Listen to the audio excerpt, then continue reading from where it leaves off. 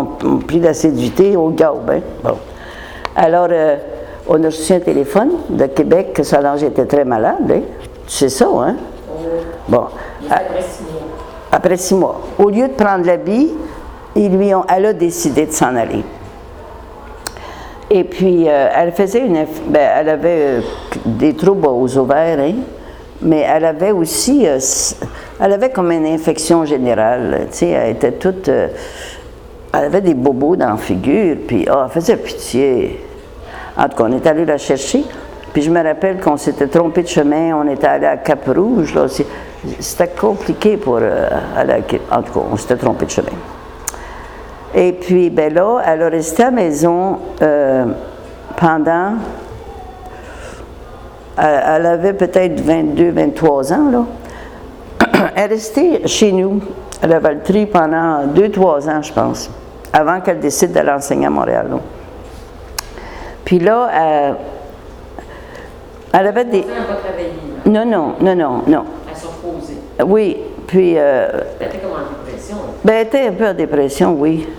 D'abord, elle était opérée là, pour ses ovaires, là, puis ensuite... ce que je me rappelle, c'est qu'elle allait souvent chez Grand-Maman Etu. Grand-Maman Etu, elle était comme... c'était la mère de maman, là. Puis, elle était très joyeuse, Grand-Maman Etu. Tu sais, c'était un peu comme papa, tu sais, c'était...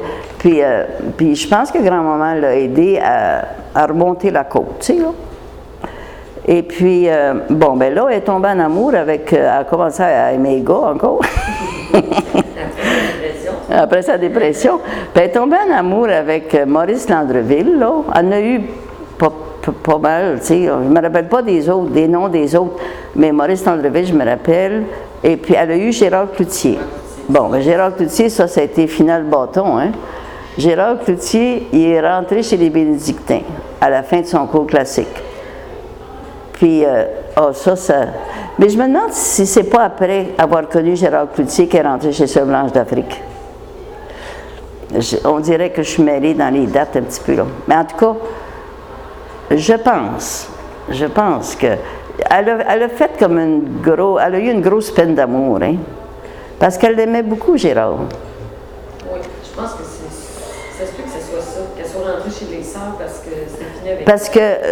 Parce que moi, ça me fait penser à ça parce que elle a comme convaincu Olive d'aller avec elle. Ben, Olive, elle voulait faire une Sœur Blanche d'Afrique. Bon, c'est correct. Mais Olive, elle voulait attendre un peu. Tu sais, elle se trouvait jeune encore. Puis elle a dit, ben, viens-t'en avec moi parce que, mais je pense que c'était pour oublier Gérard, tu sais. C'est pas, en tout cas. Ça, c'est des suppositions que je n'ai pas demandées. Pouvez-vous nous raconter la rencontre de Solange avec Édouard? Ah oui, bien, oui, c'est ça.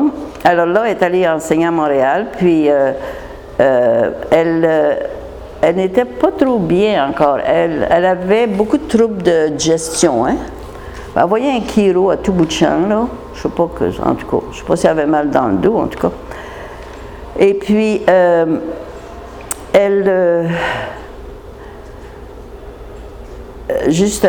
était allée chez un chiro, puis elle avait vu une revue, puis il y avait des demandes de correspondantes, hein.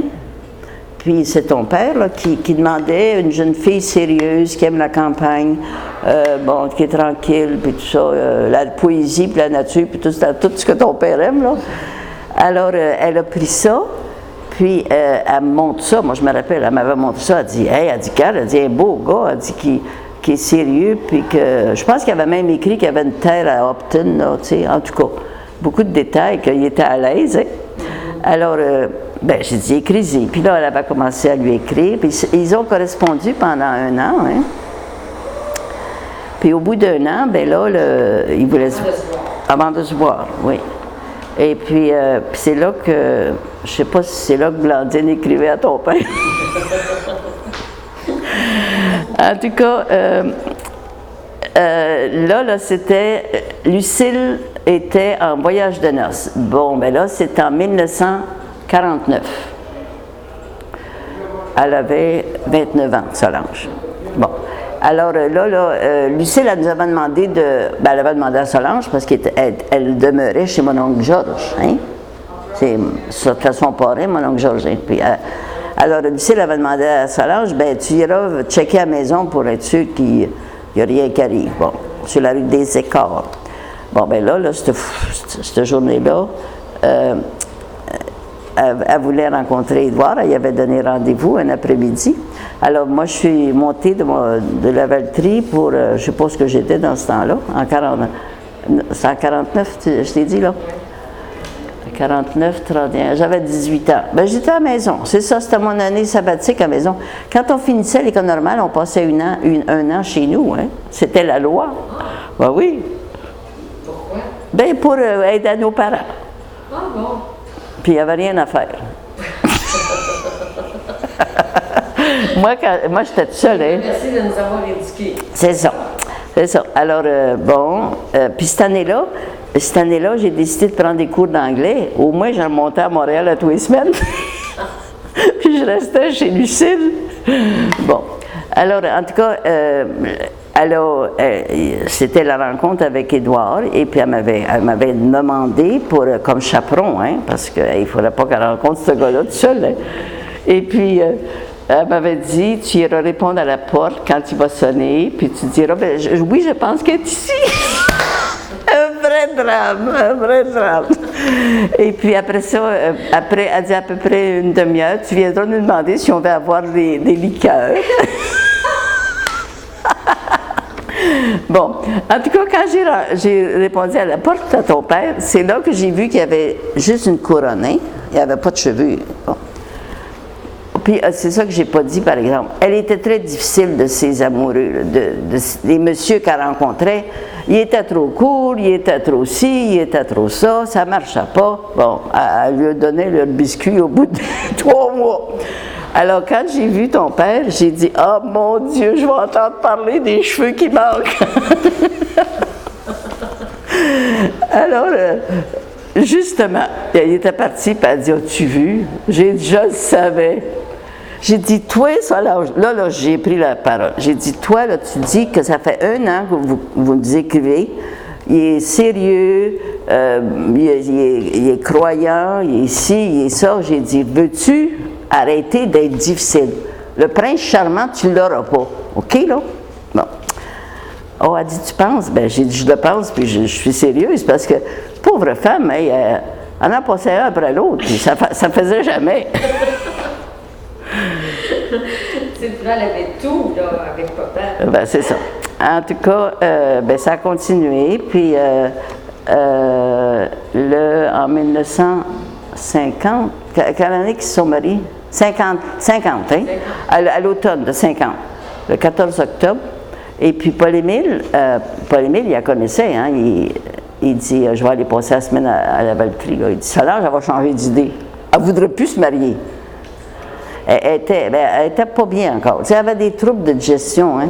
Puis elle dit que c'est quand elle est tombée enceinte de toi qu'elle est devenue mieux. Puis à chaque enfant, elle était mieux.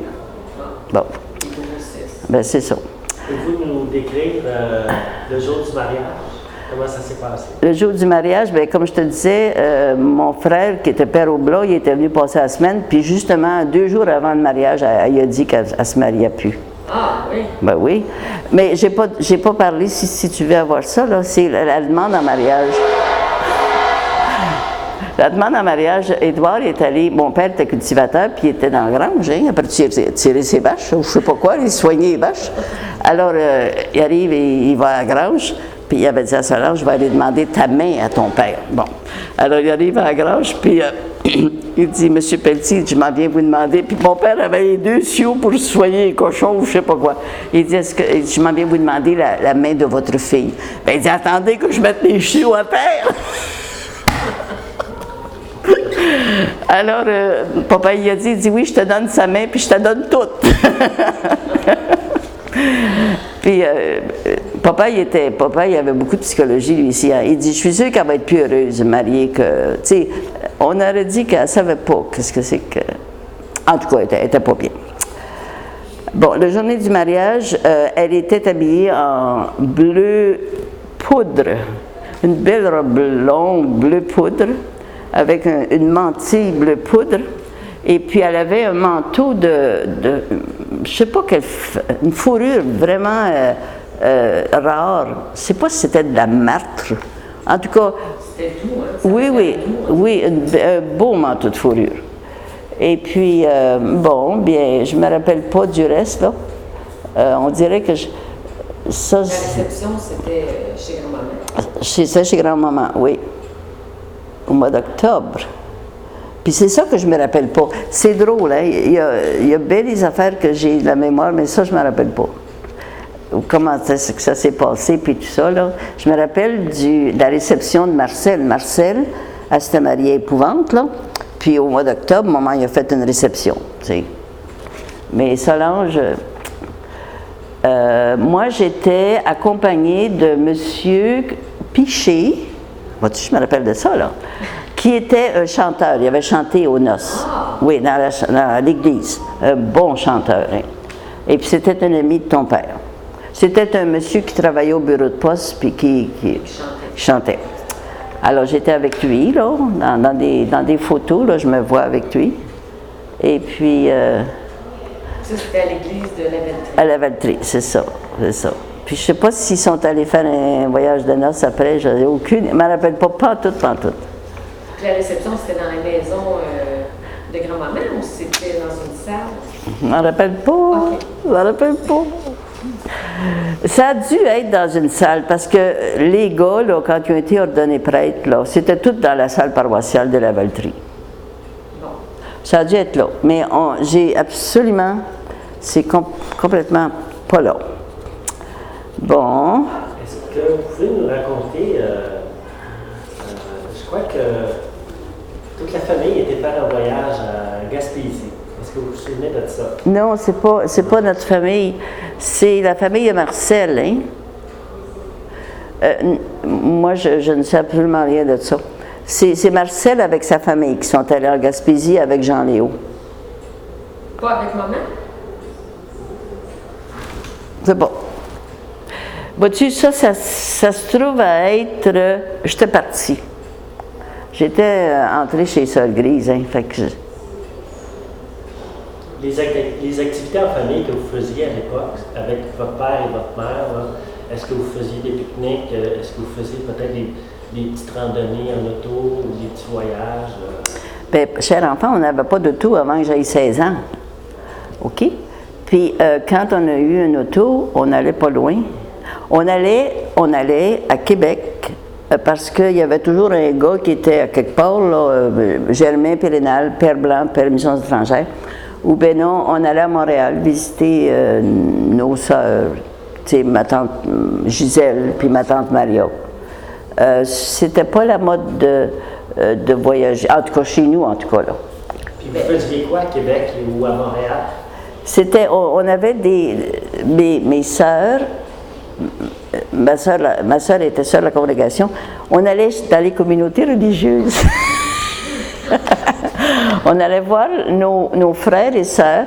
On est 7, nous étions 7, parce qu'il y en a déjà, il en reste juste une, bon en tout cas, on reste 3 là. 3, Rénal, Gisèle puis moi. Alors il y en a 4 qui sont rendus au ciel. Alors, mes frères et sœurs étaient dans des communautés différentes. On est toutes rentrées dans des communautés différentes. Et puis, on allait voir nos frères et sœurs. Vous ne faisiez pas des promenades sur le Mont-Royal ou des choses comme ça? Oh non. Bien, Mont-Royal, moi, je me rappelle quand j'étais à l'école normale, on y allait tous les mercredis après-midi, comme étudiante, en groupe. Là, les 150 élèves de...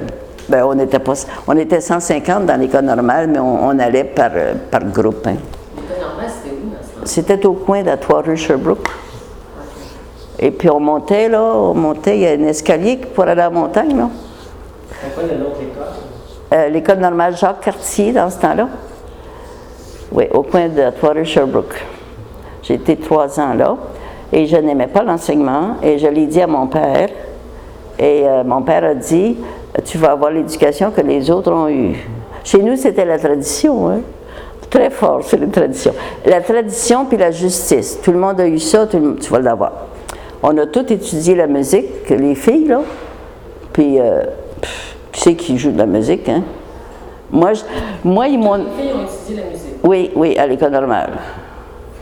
Et puis, il y a Rénal. Rénal, là, parmi les garçons, il y a juste Rénal, puis lui, il s'en est servi beaucoup, hein, il a joué beaucoup. Moi, je m'en sers en ce sens que je suis capable de défricher des musiques, la musique, tu sais. Mais tout le monde a étudié, excepté Georges Guy. Georges Guy, il est allé à Berthier. Il a fait un genre de cours, un genre de cours commercial, là, abrégé. Parce qu'il aurait dit à mon père qu'il ne voulait pas faire son cours classique. Il voulait travailler sur la terre. Il voulait travailler sur la terre. Il voulait être cultivateur. Ah, c'est ça. Mais tous les autres. Tous les autres sont tous allés à l'Assomption, collège de l'Assomption. L'évêque, Monseigneur Papineau, c'était notre évêque, il venait de Joliette. Hein? Alors, dans ce temps-là, l'évêque, il disait des affaires qu'il n'avait pas d'affaires à dire. Là. Du haut de la chaire, il disait, il y a des familles qui préfèrent envoyer leurs enfants dans d'autres diocèses plutôt que d'utiliser les nôtres. Hein. Bon. Alors, mon père, il disait, « Oh mon Dieu, Monseigneur a parlé de nous autres encore. » Parce qu'on allait à l'Assomption, qui était dans le diocèse de Montréal, puis on allait à Montréal aussi, hein, nous autres, les filles, on allait à Montréal. Alors, papa, il allait trouver Monseigneur, puis il disait écoutez, Monseigneur, j'ai rien qu'un cheval et une voiture. Je suis pas capable d'aller à Joliette, c'est trop loin, c'est 15 000. Alors, l'Assomption, c'est rien que 7-8 000. Alors là, on avait la paix pour 3 ans. Puis 3 ans après, Monseigneur disait, il y a des familles qui préfèrent. Alors finalement, Lucille est allée à Joliette. Lucille est allée à l'école normale à Joliette. Et puis, Lucille, elle voulait faire une infirmière. Hein? Et puis, l'école normale a passé au feu au mois de juin. Alors, ça l'a libérée. Elle a commencé son cours d'infirmière. Parce que sinon, elle aurait été obligée de suivre. Bien, elle aurait été obligée d'aller à Montréal. Elle serait allée à Montréal. Parce Hein? que grand-papa, il voulait que Toutes les filles. C'est parce que ses 2 sœurs avaient fait l'école normale, ma tante Maria puis ma tante Blandine. Mais Blandine, elle n'a pas pu enseigner parce qu'elle était sourde. Hein? Elle avait fait les fièvres typhoïdes. Alors, les garçons, c'était le collège d'Assomption, les filles, l'école normale. C'est ça. Mais dans ce temps-là, c'était quasiment... il n'y avait pas d'option. Hein? Tu sais, il n'y avait pas de... il n'y avait pas d'exposition à plusieurs professions. Tu sais. Mais c'était quand même rare, les familles... On était les seuls. On était les seuls dans la Valtrie que mes parents faisaient éduquer leurs enfants. Non, on peut dire chapeau bas, on a travaillé fort. Les gars, là, ils revenaient du collège là, à midi, là, il y avait la distribution des prix. Puis papa disait, vous savez, il y a du foin à faire l'après-midi. C'est à la fin de l'année, là? Au mois de juin.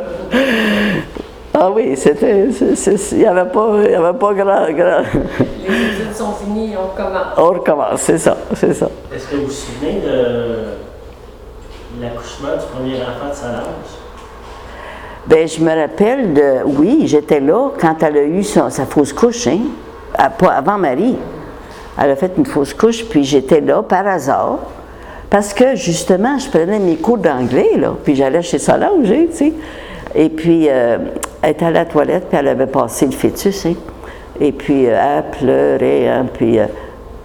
ben moi, je ne savais pas ce qui se passait. Fait qu'elle dit, Thérèse, viens. Fait qu'elle dit, ouvre-les. Elle dit, c'est mon petit que je suis après perdre. Puis elle dit, baptise-les. Elle voulait que je le baptise. Ben j'ai pris ça, là, tu comprends bien, dans la toilette, puis je l'ai mis dans l'eau propre, hein, dans l'évier. J'ai dit, c'est bien correct, ça. Bon Dieu, il comprend, hein? Voyons donc. Mais j'étais là quand elle a eu sa fausse couche, oui. Mais le 1er janvier, elle devait venir, Solange, le 1er janvier, c'était du grand jour de l'an, là, puis elle devait descendre à la Valtrie, puis même pas à la Valtrie, chez grand-maman Etu. Et puis, ben, elle n'est pas descendue parce que t'es aidée. Parce que j'arrivais. C'est arrivé. Bonjour, j'ai besoin de la porte ouverte. Et les autres accouchements, est-ce que vous en souvenez?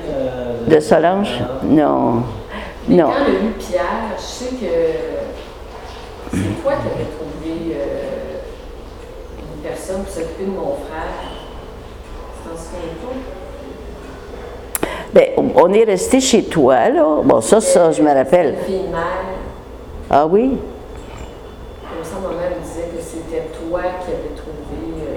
Peut-être. Vois-tu, bon, en 1951-52,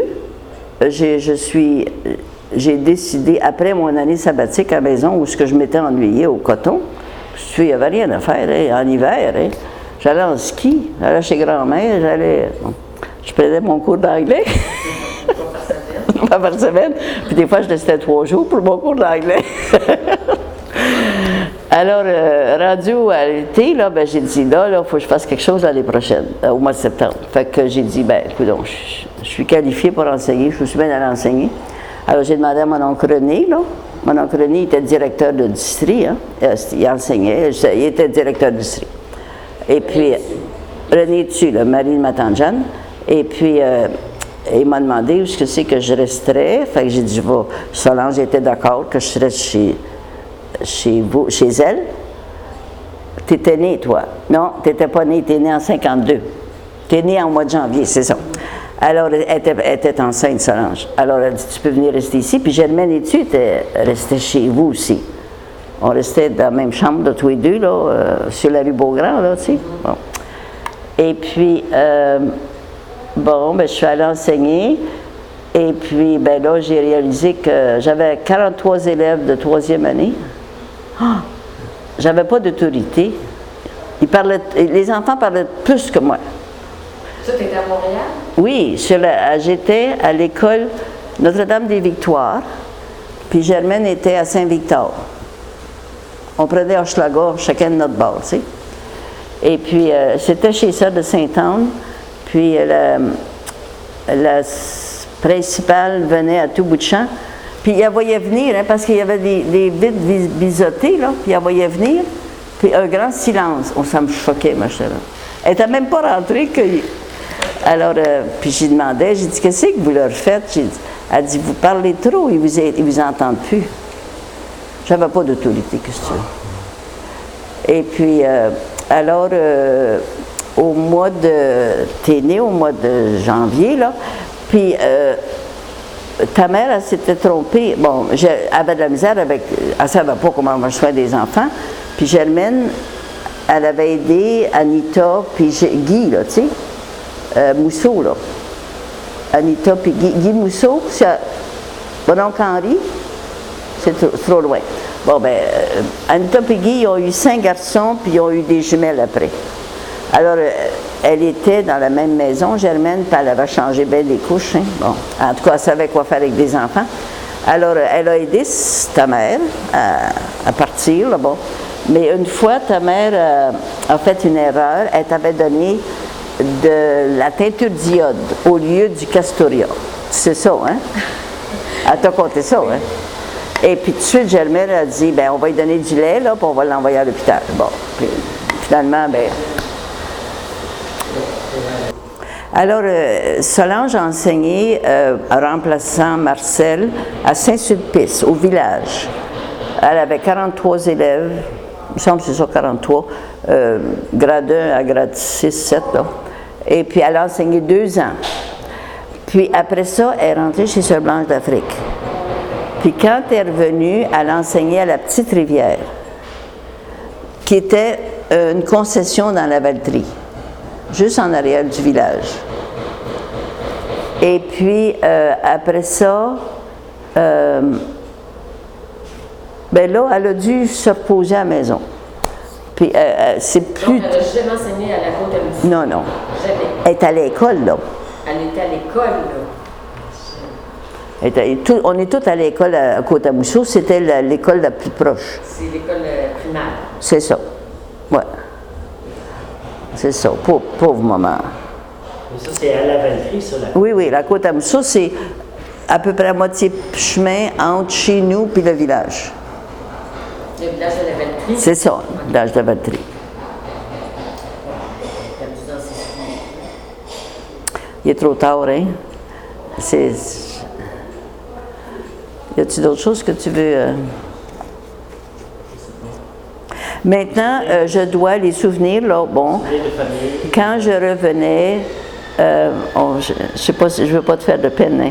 Une fois, je vais parler quand tu étais enceinte, toi, hein? OK. Elle m'a invitée à souper chez elle. Quelle année que tu as eu, Sébastien? 74. Bon. Alors, c'était à la fin de l'été, là. Elle dit, viens souper chez nous. Bon, c'était bien correct. Puis toi, tu étais là, hein? Puis, t'as accouché en février? Oui. Bon. Alors, vois-tu, en septembre, là, c'était à peu près 3 mois, je pense, hein? Oui, parce que je suis partie, j'étais enceinte de ça, 3-4 mois. En tout cas, bon, j'ai pas dit un mot, là, ce soir-là, hein, puis... Elle t'avait pas dit que j'étais enceinte? Ben, pantoute. Je le rappelle le lendemain matin, parce que je retournais dans l'Ouest, hein.